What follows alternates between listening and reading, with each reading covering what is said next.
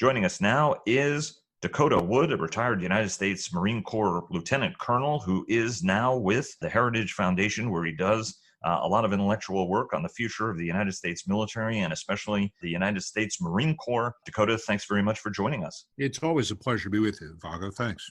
Great work as always. You wrote your latest paper arguing that Congress should be backing Commandant David Berger in his effort to recraft the Marine Corps to be much more focused on China and much more focused on the great power competition between Washington and Beijing. You've been a prominent supporter of this strategy, and in fact was somebody, and you're not working for the Marine Corps in doing this, but have been, even when you were at CSBA, we're working on these advanced Marine Corps concepts and what the focus of the Marine Corps should be. And you've been making that intellectual case consistently in parallel with the Commandant and the argument he's been making. What motivated you to write this paper and call on Congress to support the Commandant in his transformation effort, given that he has faced some criticism from folks, whether about the Marine Corps taking too much risk, moving away from its counterinsurgency roots, or even, he's not thinking about amphibious operations the right way, all of which I think are also wrong given the trends that we're seeing. But I wanted to get your sense, what compelled you to write this paper? Well, I think those of us who are in this business are always concerned about what the country needs. We love the country. There's a really chaotic world out there in some ways. Countries are always rising and falling, and it's just a constant competition. So if you're going to play in that world, you have to make sure that your interests are protected, which implies the ability to protect them, for all kinds of reasons, to deter bad behavior, to make sure that your men and women going out to defend the country are able to succeed in that task. So all those sorts of things. So it's constantly surveying the landscape and trying to assess, what does a country have that's great and we need to maintain? What does a country maybe not have? Is there a shortfall? And then how do you respond to that shortfall? And so with respect to the Marine Corps, it served the country so well for its entire history, and it has a great record of adapting to changing circumstances. So for the last decade or more, the defense community has talked about how rapidly things are changing. Unmanned systems, robotics, precision-guided munitions, sensors of extraordinary capability, which means if you're going to be on a battlefield, you have to have a very low signature. You can't be radiating and telling the enemy where you're at, all those sorts of things. So there's this constant drumbeat of making changes to our U.S. military forces so that they're better able to deal in that kind of world. And yet what we see is a lot of good ideas, but not really a lot being manifested in the battle space itself. Brigades are brigades and fighter squadrons are fighter squadrons, and build an airplane and we're going to have it for 30 years. And here we have General Berger come along and saying, hey, naval power is really important. I mean, it's a big deal. But with eyes of long-range precision-guided munitions like anti-ship cruise missiles and anti-ship ballistic missiles and aircraft that can deliver these types of weapons against battle fleets, it's now very, very hard for naval power to get anywhere close to a contested battle space. And that's not just the Indo-Pacific and China. It has to do with the Mediterranean. It has to do with the Baltic Sea, the Black Sea, anywhere you would want power to get close to a shoreline measured in hundreds of miles these days. It's very difficult to do that. And so he says the Marine Corps was very adept in the 1930s of changing what it did and how it went about conducting operations to meet what was perceived to be the threat from Japan in the 1930s. And they developed this whole set of capabilities for conducting amphibious warfare, opposed landings. And he says, what is the modern equivalent today? And he's, I think, taking some very bold steps in the face of the criticism that you've mentioned to adapt the Marine Corps to this new condition, right? These new circumstances. And so he wants the Marine Corps to develop the capabilities to be able to operate inside of what he's termed the weapons engagement zone, close enough for China to reach out and interdict what the United States is going to be able to do. And so I'm very excited about changing to meet changes in the security environment. And the paper was also my attempt to really rebut a lot of these criticisms. We're often criticized for fighting the last war, but boy, if you try to reorient to what the next battle might be, then you're criticized for stepping away from things that have proven their worth for decades.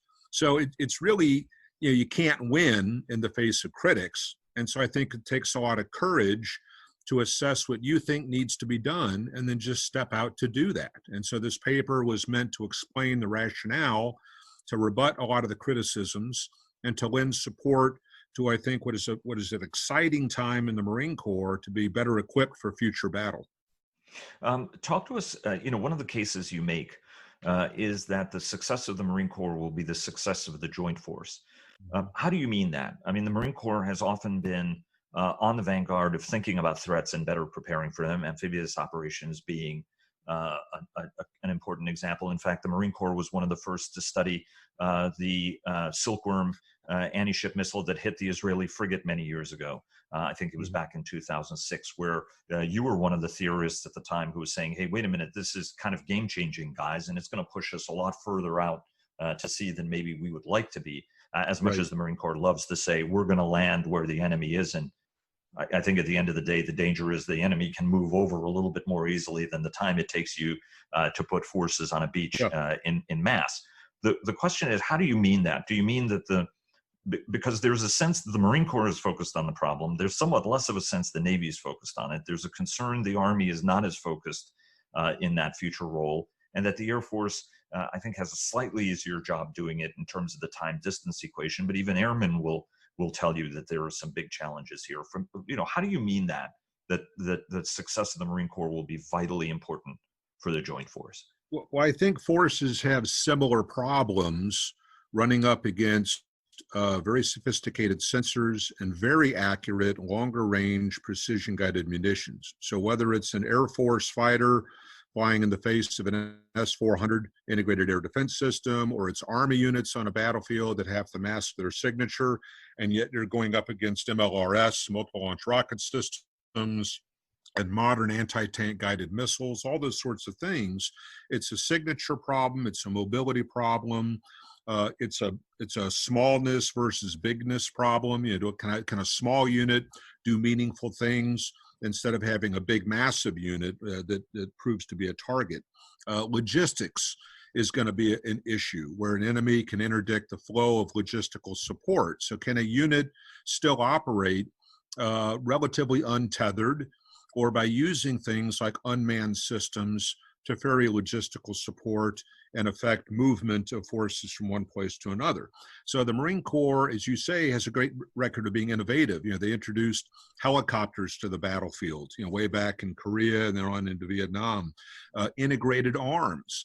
The Marine Corps is often criticized for thinking they can do everything with this air-ground team, but they're really good at doing that, so the integration of different forms of combat power. They developed tilt rotor technologies. The MV-22 took a lot of criticism in its early days, and now it's just an incredible machine with 1,200 nautical mile range, the ability to land and take off from just about anywhere. So they look at a battlefield problem and they really get serious about how to solve that problem. And being a smaller organization, usually smaller organizations can be more nimble. It's why a startup often eats the lunch of a big established industrial behemoth, right?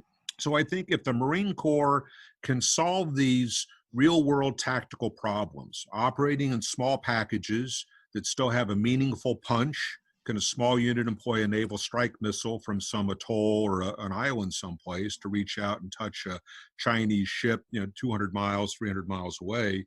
Can it fix the logistical support problem, the kind of hidden communications problem? How do you share battlefield awareness without revealing, where you're at and where you might want to be going? So it's these kinds of things, by focusing on a pacing threat like China and a very complicated environment like a contested littoral zone in the South China Sea, for example, that if you can come up with those sorts of solutions, those solutions are applicable on other battlefields by other forces.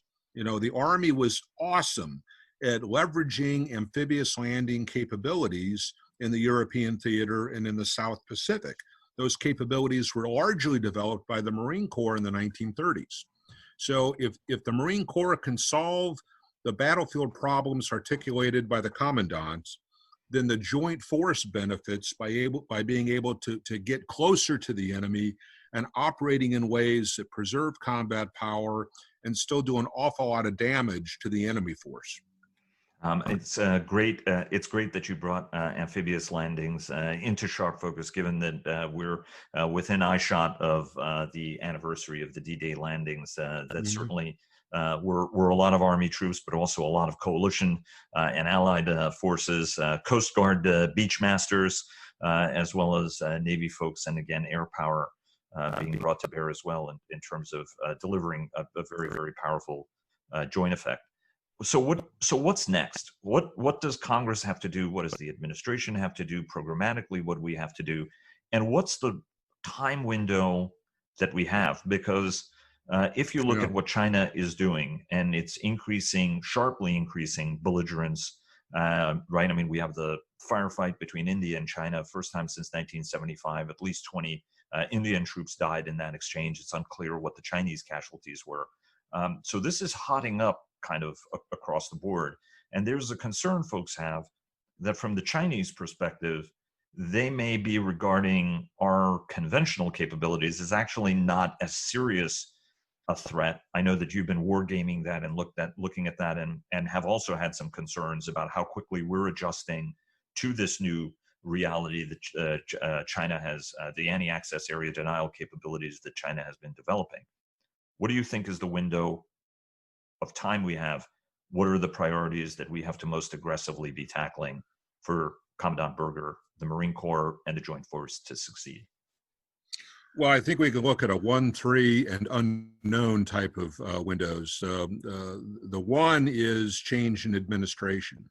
So if the current administration is really supporting defense spending, albeit with the pressures of the COVID-19 pandemic response and a mounting national debt, there is a track record of providing money to the Defense Department and the services to improve readiness, get started with modernization in serious ways, and those sorts of things. If the administration changes, you could see a change in spending priorities just based on the political philosophy of the parties that are involved. So would we have the same sort of focus on defense spending? I think General Berger has been very good at saying he doesn't need any additional money. He's going to try to make these changes within the existing Marine Corps budget, which is why you're seeing a bit of a contraction, a shrinking of the Marine Corps by the divestiture of battalions and some heavy equipment and all, and so he can reuse that existing money for these modernization and transformation sorts of initiatives. So maybe that shields him from any change in focus with defense, but that's kind of the near-term thing. The second one then, the 3-year, is how much longer is General Berger going to be commandant? So with him at the helm, initiating the change and driving the change, so long as he is commandant, he will continue to push forward with this. Will the next commandant have the same focus and the same desire to sustain this sort of change? Because you'll recall that General Berger's plan is a 10-year horizon. It's Force Design 2030. So he is seeing this well beyond his own commandancy, and it's going to be the next 2 or 3 that really have to carry this the full length of the game. So is there enough Marine Corps buy-in, and can they make enough substantive changes where you kind of lock it in, right? And you're really moving forward and you have to sustain this sort of change. The unknown basket is the enemy gets a vote, the world gets a vote. So does something occur with China and Taiwan, or China and disputed islands in the South China Sea, or does Russia try to do something in the Baltics and we need access to the Baltic Sea, those sorts of things. So you can't predict those. World events happen. Does Iran get really excited and aggressive in the Persian Gulf, the Arabian Gulf area? So these sorts of world events you can't predict. So there should be a sense of urgency in making changes that you think are needed as quickly as possible, because you may not know that you're eating through an available window of time, a period of opportunity Right. to make these changes. And a year from now, that window has been closed out. So we can't really predict the world, but we know it's changing, and you want to be ready for that. There may or may not be a change of administrations. The American people will make that decision, and we'll have to see what the impact is on defense budgets. And then does the Marine Corps itself remain committed to this beyond the tenure of General Berger?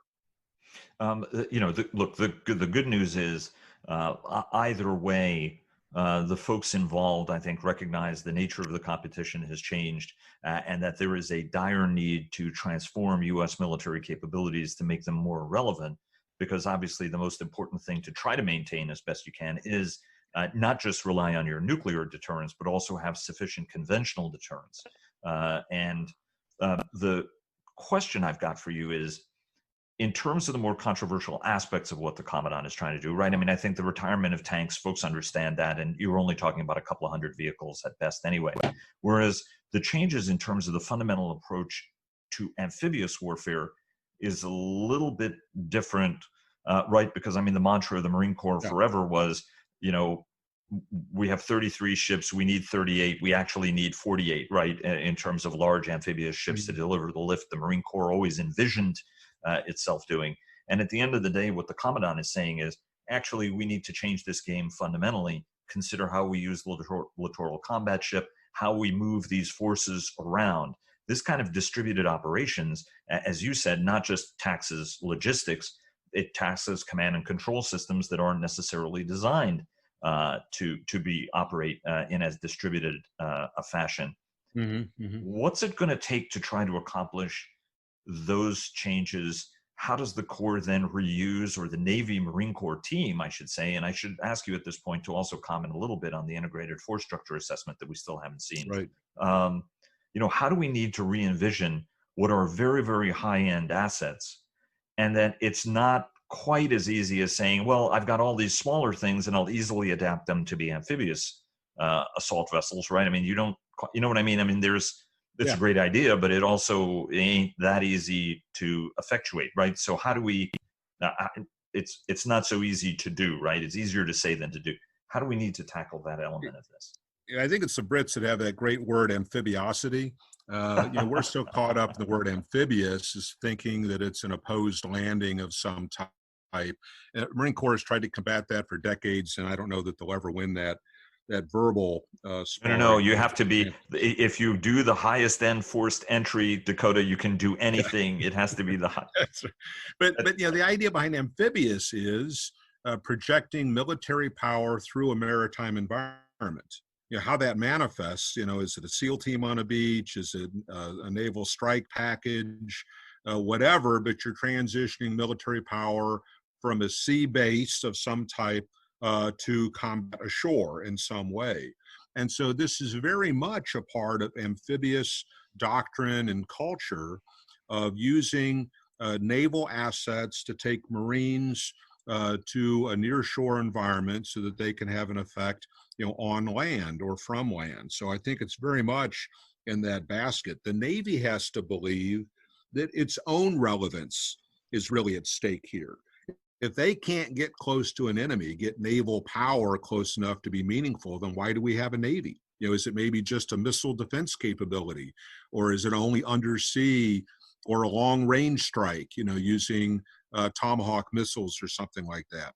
So, everybody's criticized the legs of naval aircraft, how close they have to be to place any kind of ordnance on target. You do need big ships, because the Pacific Ocean and even the Atlantic Ocean are very big bodies of water. So if you're going to carry combat power from the United States to anywhere else in the world, you have to traverse great distances measured in thousands of miles across oceans. So the small fleets that we've been talking about, or that the Commandant has been talking about, with unmanned vessels and coastal patrol craft and those sorts of things, very short duration at sea. They have very short legs. So one aspect is, where do you base these things out of? Is there a mothership? Can the mothership get close enough for these smaller craft to do their thing? So how does that work? Technology is going to provide an answer, and that's one of the stumbling blocks, is how quick the tech is able to mature and provide solutions.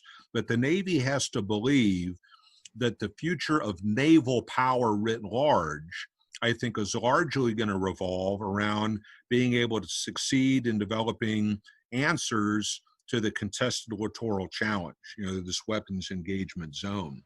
So the Navy and the Marine Corps have to work together to develop a new family of vessels, in addition to the big ones that we've already invested in, have a lot of life left into them, and are still needed to traverse big oceans.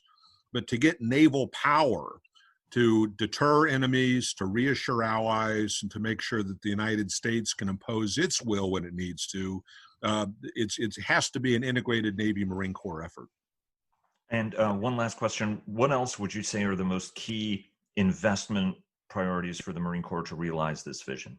Because we're in budget season right now, right? So, I mean, that's always a good question to ask, given where we are with NDAA and other items. Yeah, well, it's going to be its public relations effort. They are really investing heavily in the experimentation piece, and the Marine Corps has to be good about making regular reports to Congress to show progress, make a compelling case for why they're doing what they're doing and how they are advancing the ball down the field, so as to sustain congressional support for these efforts, right? So I think that piece is going to be absolutely essential, that if they're absent from the discussion, they're going to lose budget, nobody will care, and they'll just end up kind of getting caught in the midstream. No Bucks, no Buck Rogers. Yeah, true. Dakota, thanks so much for joining us. It's always a pleasure having you on, and would love to have you on regularly to give us update on this important event. And I know that you're working on the index, despite the coronavirus. Right. That'll be out in November, and working on a lot of other tremendously fascinating stuff. So always an honor and pleasure having you on, sir. An exciting time. Thanks for having me on.